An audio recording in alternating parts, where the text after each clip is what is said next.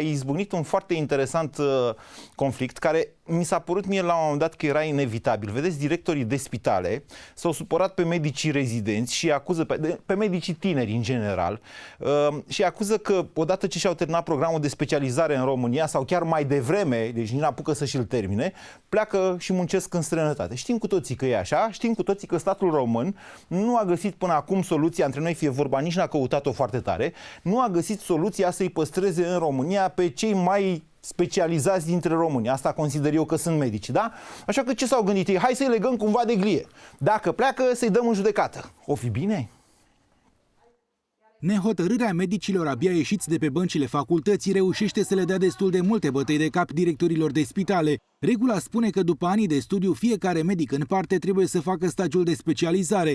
Sunt anii de rezidențiat, de fapt, petrecuți de regulă într-un spital sub coordonarea unui medic specialist. După terminarea rezidențiatului, legea spune că medicii trebuie să rămână pe posturile lor timp de 5 ani. În realitate, însă, mulți își dau demisia în ziua în care stagiul de specializare s-a terminat. Pentru unele spitale, demisia se traduce însă prin deficit de personal, iar unii directori au ales să se întoarcă împotriva rezidenților care nu rămân pe postul pentru care au aplicat la începutul rezidențiatului, atât cât prevede legea, adică 5 ani. În județul Vrancea, directorul unui spital a dat deja în judecată 4 medici cărora le cere înapoi toate salariile pe care aceștia le-au încasat pe parcursul rezidențiatului, în total 550.000 de lei. Salariul mediu al unui medic rezident pleacă de la 1.000 de lei și crește în funcție de specializare, la care se adaugă cei puțin peste 600 de lei pe care îi acordă statul ca să țină medicii în sistem. Pentru mulți dintre ei însă nu este de ajuns, așa că migrarea de la un spital la altul, mai ales dacă al doilea este privat, este frecventă. Directorii de spital știu acest lucru și cei care au resurse financiare încearcă să-i țină pe medici în unitatea lor, oferindu-le beneficii independente de salariu. Se întâmplă la Pitești, la Spitalul de Pediatrie recent renovat și dotat cu aparatură de ultimă generație, unde conducerea a decis să facă și 2 garsoniere pentru medicii care au nevoie de locuință. Doar atrage specialiști de care are nevoie. Problema noastră este problema medicilor anesteziști. Din diferite motive. Și de salarizare și de facilitățile care le faci. 3 medici anesteziști au plecat de curând de la Spitalul de Pediatrie din Pitești pentru locuri de muncă mai bine plătite în Franța. Statisticile Ministerului Sănătății arată că anii de criză au trimis în țări precum Germania, Anglia, Franța sau Belgia în jur de 14.000 de medici români. Aceleași date spun că pierderea statului român se ridică la aproape 160 de milioane de euro în urma migrării acestora. Evit să mă pronunț asupra acestei probleme, pentru că intenționez să fac această dezbatere la radio. E chiar de întrebat națiunea dacă e bine sau nu e bine să-i legăm de glie.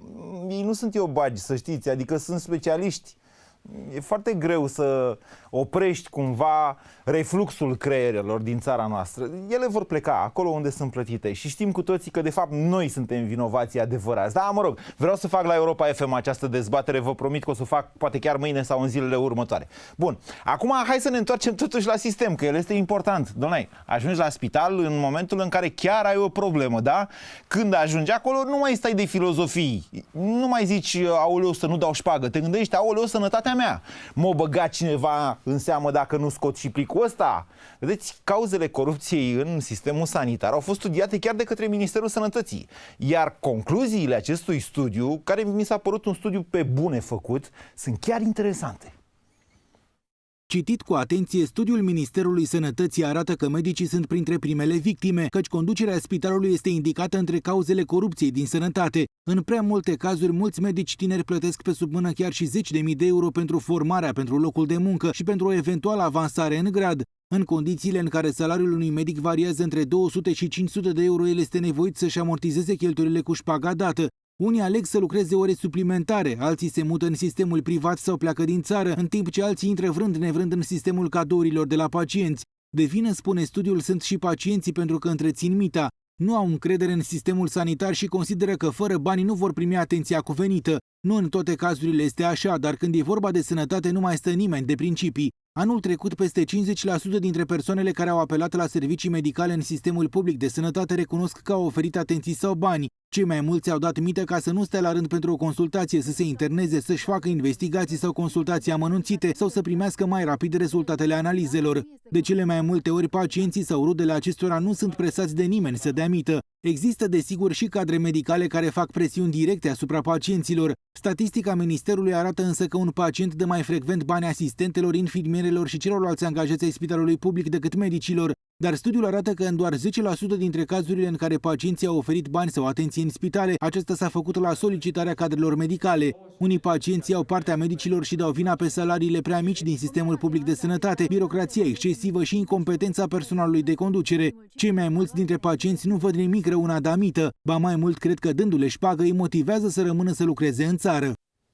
Eu sunt unul din ăștia, recunosc cinstit. Vă spun cinstit, să dai bani la doctor nu e șpagă din punctul meu de vedere, e plata unui serviciu. Să mă acuze cine vrea, eu asta cred și prefer să nu fiu ipocrit.